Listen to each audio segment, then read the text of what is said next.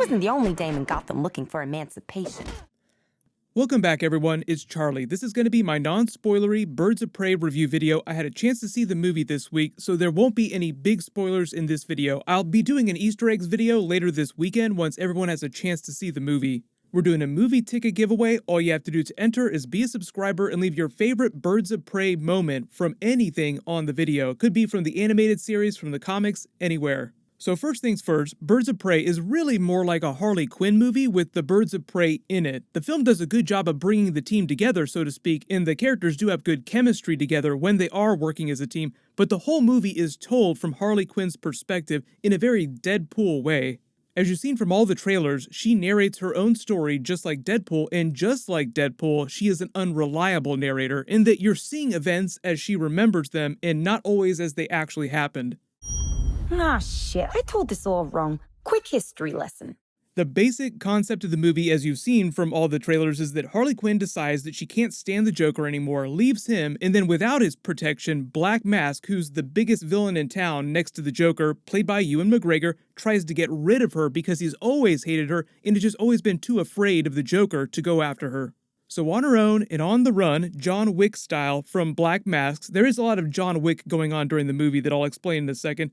Harley Quinn has to convince the Birds of Prey characters, who are also each on the run from Black Mask, like Huntress, played by Mary Elizabeth Winstead, Black Canary, played by Journey Smollett-Bell, and disgraced detective Renee Montoya, played by Rosie Perez, to team up with her because together they actually might have a chance at surviving Black Mask's wrath, because he does have a very big gang and he is extremely powerful.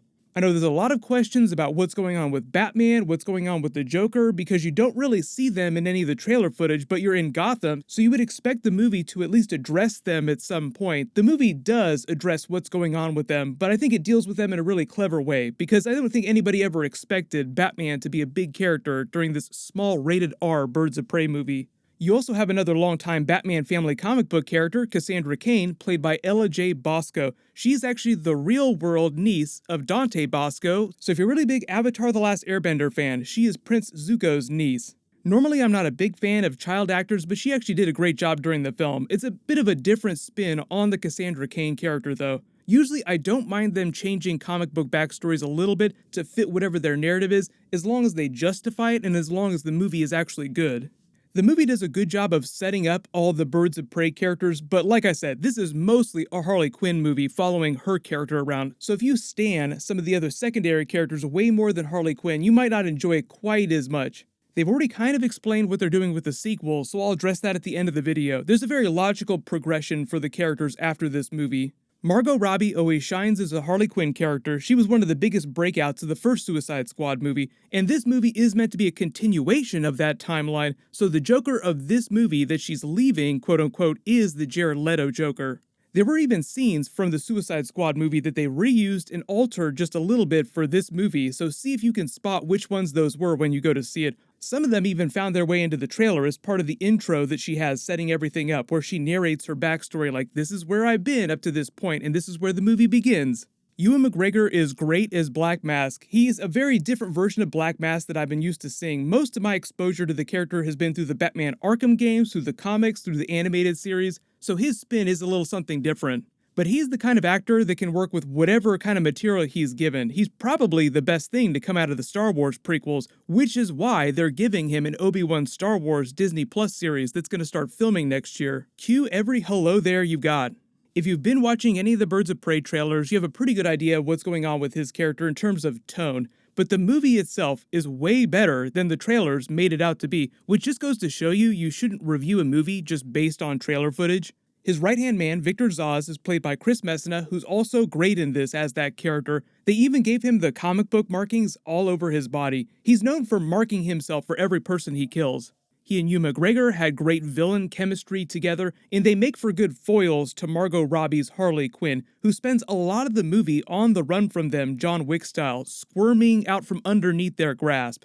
In fact, because of the rated R hardcore nature of the movie, the fight scenes, and the similar story twist, I'd say Birds of Prey is kind of like Deadpool meets John Wick, and it's no coincidence, it's by design. The second unit director on Birds of Prey was also the stunt coordinator on the John Wick movies, so if it feels a little John Wicky, that's why.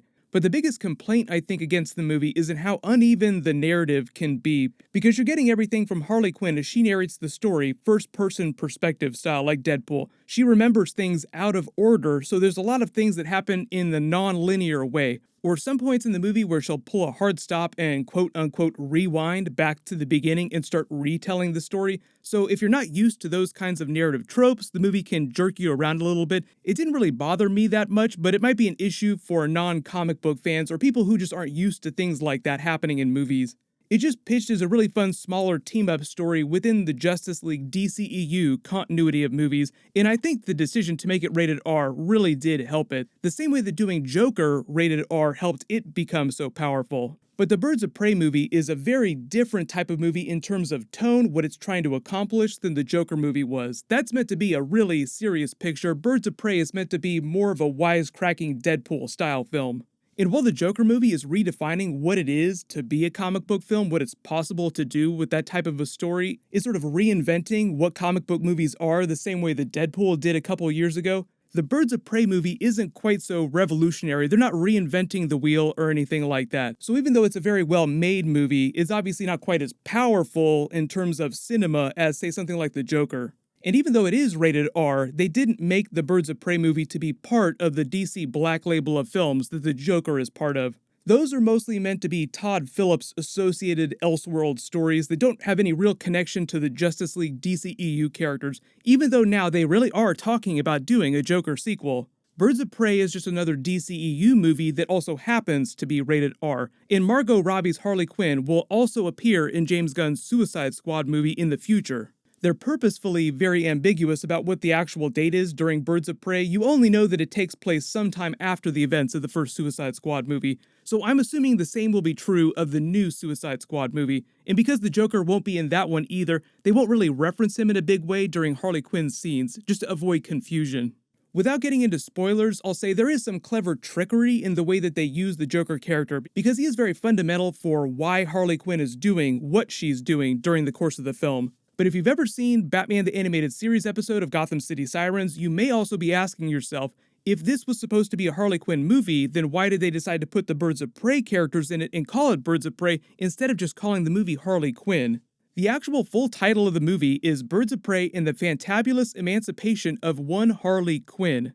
Margot Robbie revealed that she is the one that made all those choices when pitching the movie to Warner Brothers after she finished on Suicide Squad. She wanted to do another Harley Quinn movie. Instead of doing it as Gotham City Sirens, though, with Poison Ivy and Catwoman, she personally liked the idea of doing characters that were less popular. That's when she decided to do Huntress, Cassandra Cain, Renee Montoya, and Black Canary came in.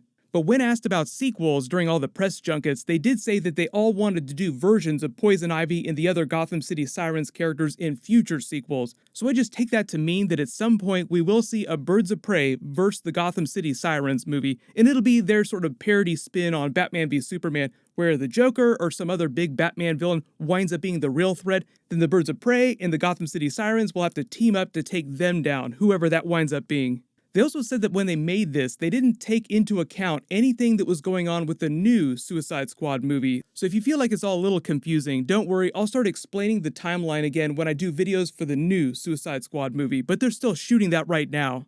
Overall, just comparing Birds of Prey to other recent DC movies and other female-led movies, I feel like it was at least as good as Shazam. It's rated R, so that's a huge advantage in its favor. It's also highly rewatchable. I don't think that it was better than Wonder Woman, but it'll be fun to compare it to Wonder Woman 1984 when that comes out later this summer. And I definitely thought it was better than a movie like, say, Captain Marvel, also female-led film. I just think there was more craftsmanship behind Birds of Prey, and the director of Birds of Prey was much better than the Captain Marvel directors. I think it always knew exactly what kind of movie it wanted to be, whereas Captain Marvel seemed like it wasn't always sure. But once you have a chance to see the movie, just let me know what you thought of it in the comments and what you want them to do with sequels. Please don't post spoilers though, just because this is meant to be a non-spoilery video. My Easter eggs video will post later this weekend. There were a whole bunch of huge things that happened while I was making this video. Sam Raimi is apparently going to direct Doctor Strange 2, so cue pizza time in the MCU. Pizza time. I'm also working on a new Loki teaser video from the weekend. Those will post next, so while you wait for everything, click here for my new WandaVision trailer video, and click here for that new Falcon and Winter Soldier trailer. Thank you so much for watching. Everybody stay awesome. This is The Way.